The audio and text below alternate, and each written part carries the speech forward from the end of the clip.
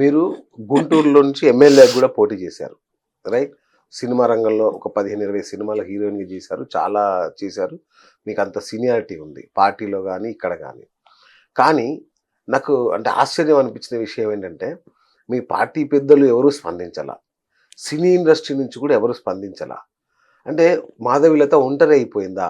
అంటే మాధవీలత ఎవరికి కాదా, ఎవరికి పట్టదా, ఎవరికి మాధవీలత అంటే గౌరవం లేదా, లేదంటే గుర్తింపు లేదా?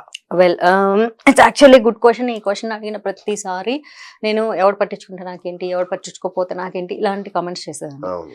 మాధవీలతకి నిజంగానే గుర్తింపు లేకపోతే ఈరోజు నేను మా అసోసియేషన్కి వెళ్తే వాళ్ళు ఎందుకు స్పందించారు, అవును.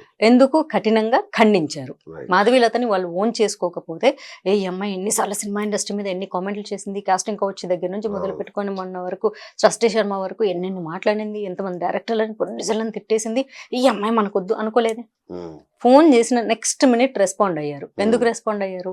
బికాస్ ఇప్పుడు వాళ్ళ వరకు సమస్యను తీసుకెళ్తే రెస్పాండ్ అవుతారు, అంతే తప్ప ప్రతిరోజు మాధవీలత ఈరోజు నీకేం ప్రాబ్లం వచ్చింది చెప్పు సినిమా ఇండస్ట్రీలో, అమ్మ మేము మాట్లాడతామని మా అసోసియేషన్ రాదు. వాళ్ళ దృష్టికి తీసుకెళ్తే స్పందిస్తారు. సో తీసుకెళ్లాను, స్పందించారు. ద మూమెంట్ నేను కాల్ చేసినప్పుడు లాస్ట్ వీకే స్పందించారు.